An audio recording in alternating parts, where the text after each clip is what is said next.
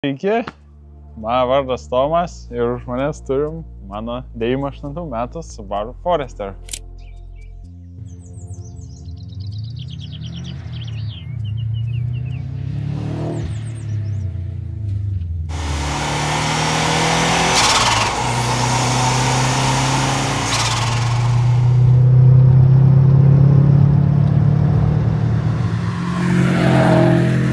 Tai yra mano pirmas automobilis, tai yra Subaru Forester, 98 metų, 2 litrai turbo.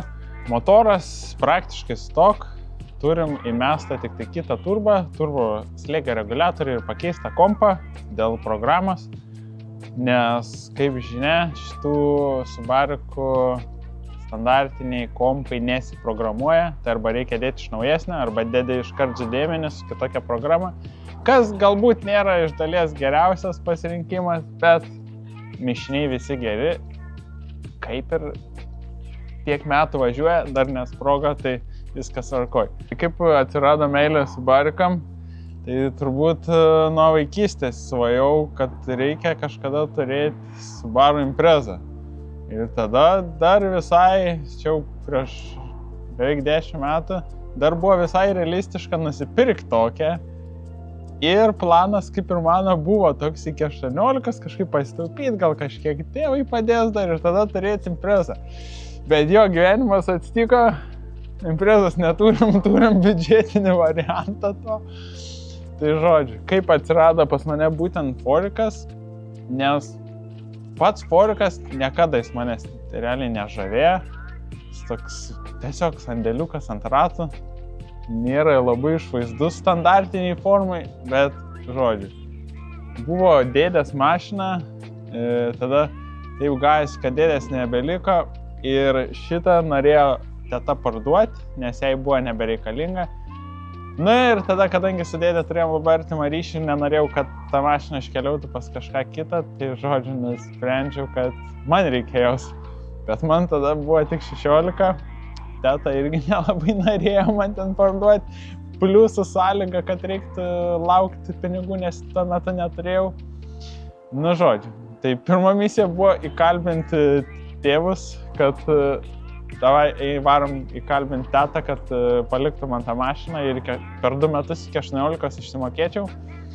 Tai šiaip ne taip įkalbinau tėvus, tetė labiau prieš buvo, nes kam tau reikia tokios, bet žodžiu. Kalbinom, tada nuvarėm tetą įkalbinom ir tokiu būdu nuo 16 metų atsirado šitą mašiną. Turbūt, jeigu ne ši situacija, tikrai aš nebūčiau pirkęs Foriką ir turbūt būčiau pasilikęs prie tos minties, kad man reikia Imprezos. Bet, jo, dabar turim Foriką, neturim Imprezos ir esam užkietėję BMW fanai ir tikrai nebepirksim daugiau Subarikų. Bet jo, žodžiu. Tai pakalbėkim apie modus. Koks buvo pats pirmas mano modas? Tai dar, man atrodo, man buvo 16 ar 17, kai dar net nepabaigiau išmokėti automobilio ir atsimenu, Facebook'e kažkas įmetė sėdynės už 8, man atrodo, eurų. Ir aš toks, blemba, jos po porą 100 kainuoja. Na ir kaip nepirksi, tipo.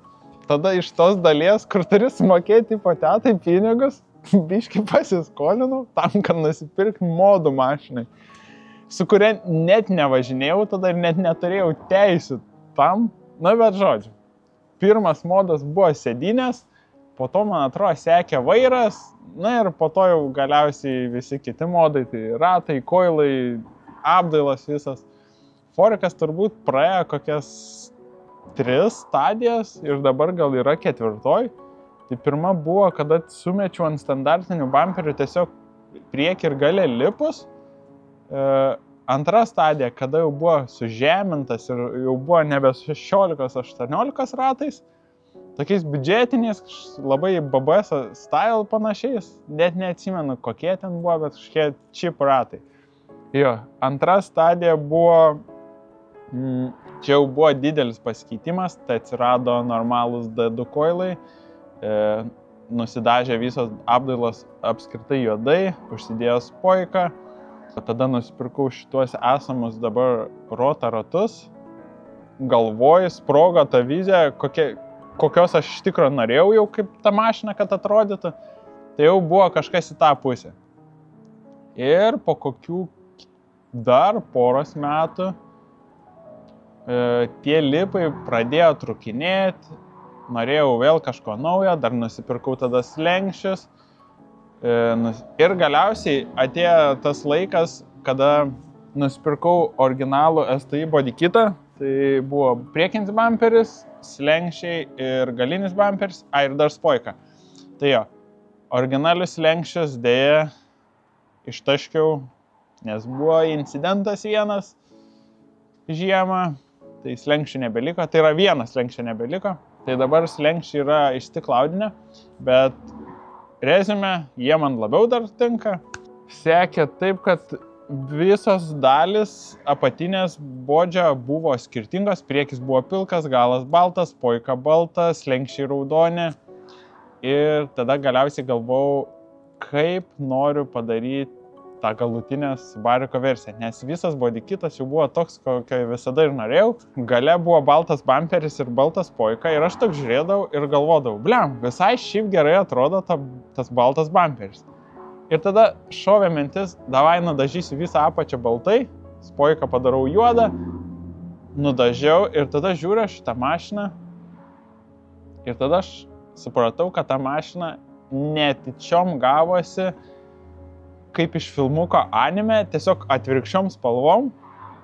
Tai žodžiu, turim Initial D Tofu Delivery Forką visiškai per klaidą, bet jo, kokia dabar jo versija, tai yra man asmeniškai tobula ir tikrai nebekeisiu. Su jo jau viskas tikrai gerai. Dabar nebent ratai keisis ar kokios smulkmenos, bet iš pačios išvaizdos tikrai nieko nebeplanuoju.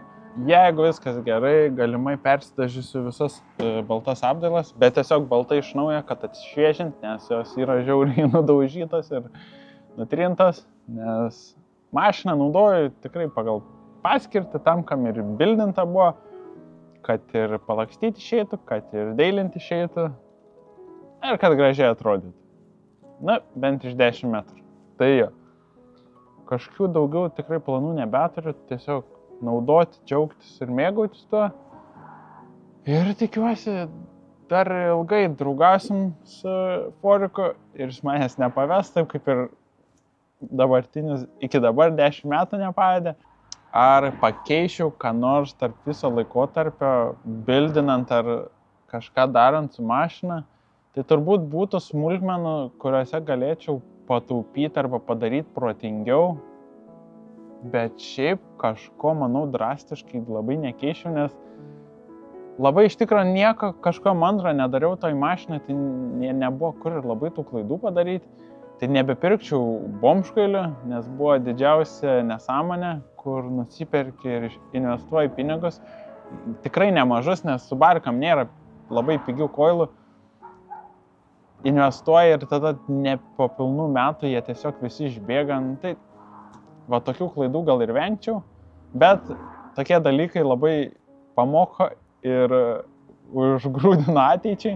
Dar pridėsiu, kad tai buvo mašina, su kuria pirmą kartą užlipu ant podiumo, pirmos gonkės, tokias ir gonkės, slalomai būdo ir atsimenu važiuodam žiemą, tai smagu būdo to kartu. Dabar turbūt nebesuteiktų tiek džiaugsmo, bet faina prisiminti, kad po tiek metų vis dar ta pati mašina, nuo kurios viskas ir prasidėjo mano kelias tarp to automotive pasaulio. Tai manau tiek apie Subaru'ką. Trumpa tokia istorija. O jums žiūrovai, kas nori įsitraukti mašinas, kas nori kažką pradėti, ar tiesiog bijo pradėti, ar neturi, tarkim, iš ko pradėti, tai manyčiau, su dideliu noru ir užsispyrimu galima viską pasiekti. Taip pat kaip ir su Subaru'ku, taip pat kaip ir su mano Kemšiu, neturėjau nei Subaru'kai, nei Kemšiui biudžetą, bet kažkaip I made it work. Tai jo, to pačio ir jums palinkės tiesiog eit, drąsiai bandyti kažką daryti ir pasieksit savo. Tai turbūt tam kartai tiek ir iki sekančio.